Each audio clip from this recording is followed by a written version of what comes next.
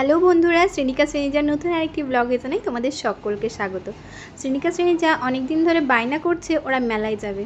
মেলায় কিন্তু আমি ওদেরকে আগে একদিন পয়লা বৈশাখের দিন ঘুরিয়ে নিয়ে এসেছি, তারপরেও এত বায়না, যেহেতু ওদের জিম্মা জেঠুকে যেতে দেখেছে, দিদিভাই দাদাভাই সবাই গেছে আগের দিন, আজকে বায়না জুড়েছে যে ওরাও যাবে। কিন্তু সত্যি কথা বলতে আমার শরীরটা খুব একটা বেশি ভালো যাচ্ছে না বলে কয়েকদিন আমি রাজি ছিলাম না, তারপরেও দেখো জোর জবরদস্তি মানে যেতেই হলো।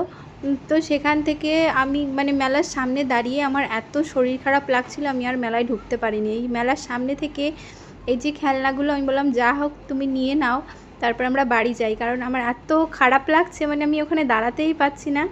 তো যাই হোক, ওরা আর মেলা ঘুরতে পারলো না। ওই যে ওখান থেকে দু একটা খেলনা কিনে নিয়ে আমরা কিন্তু বাড়ি চলে এসেছিলাম। তোমরা বলেছো অনেকেই যে আমাকে ডাক্তার দেখাতে, ভালো ডাক্তার দেখাতে। আমি না দেখাচ্ছি, আমিও চেষ্টা করছি যে দুটো বাচ্চা আমার সাথে থাকে, যেহেতু আমার সবসময় সুস্থ থাকতে হবে। আর এই দিনকে আমি একটু রেস্ট নেওয়ার পরে আবার ঠিক হয়ে গেছিলো শরীরটা, আবার ওষুধ খেয়ে নিয়েছিলাম। এটা হচ্ছে পরের দিন দেখো সকালবেলায় ওরা একে অপরকে জুতো পরিয়ে দিচ্ছে।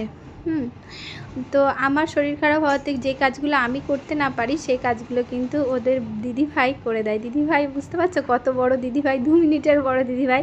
তো ও নিজে জুতো পরলো, জুতোর ওখান থেকে বের করে আবার ওর বোনকেও পরিয়ে দিল। তো এখানে দেখো কি করছে, এই যে স্লিপটা ওদের যে কি পছন্দ হয়, এখানে শুয়ে পড়বে এসে এসে। তো অনেকে বলছে, কেউ একজন কমেন্ট করেছিল যে ওর শরীর খারাপ। একদমই ওর শরীর খারাপ না, ও ঘুরে ঘুরে এতটাই ক্লান্ত হয়ে গেছে দৌড়োদৌড়ি করে, ওই জন্য কিন্তু ও শুয়েছিল। আর এরপরে এই যে পাড়ায় একসাথে থাকলে যা হয় আর কি, বাচ্চাদের নিয়ে খেলা খেলি। তো ওরা রং, যে ছোটোবেলায় আমরা খেলতাম রং কী রং, ওই খেলাগুলো শিখিয়ে দিয়েছিলাম। আর সেই খেলাগুলোই দেখো দুজনে মিলে ওদের দাদাদের সাথে আর ছোট্ট বুনুর সাথে খেলা করছে। এরপরে খেলার শেষে দেখো জুতোগুলো আবার ঠিক জায়গা মতন ঢুকিয়ে রেখেছে। আমি বলেছিলাম মা জুতোগুলো আবার ঠিক জায়গা মতন ঢুকিয়ে রাখবে, কারণ আমাদের এখানে না কুকুরের উৎপাত আছে, একটু বাইরে জুতো থাকলেই কুকুরে নিয়ে চলে যায়। আর এই দেখো সন্ধ্যাবেলার দিকে এসেছিলো তো ফুচকা, আমি ফুচকা খাবো না, তো ওর বাবা আর মেয়েরা খেলো ফুচকা, আরও বাড়িতে ছিল যারা, শাশুড়ি অন্বেষা সবাই খেয়েছিল। ওরা কিন্তু ফুচকা খেতে পারে না, জল টল দিয়ে এমনি একটু শুকনো ফুচকা ওদের হাতে দেওয়া হয়েছিল।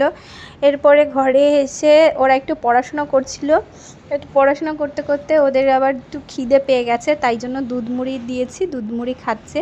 দুধ মুড়ি খেতে খেতে ঝামেলা শুরু হয়ে গেছে দুজনের মধ্যে। আর কি বলবো, এই টেবিলটা নিয়ে গন্ডগোল। তো তারপরে দেখো খাওয়ার পরে আবার একটু পড়াশোনা করে ওরা কিন্তু ঘুমিয়ে পড়েছিল। আজকের ভিডিওটা এই অবধি, ভালো লাগলে পাশে থেকো, দেখা হবে নতুন আরেকটি ভিডিওতে।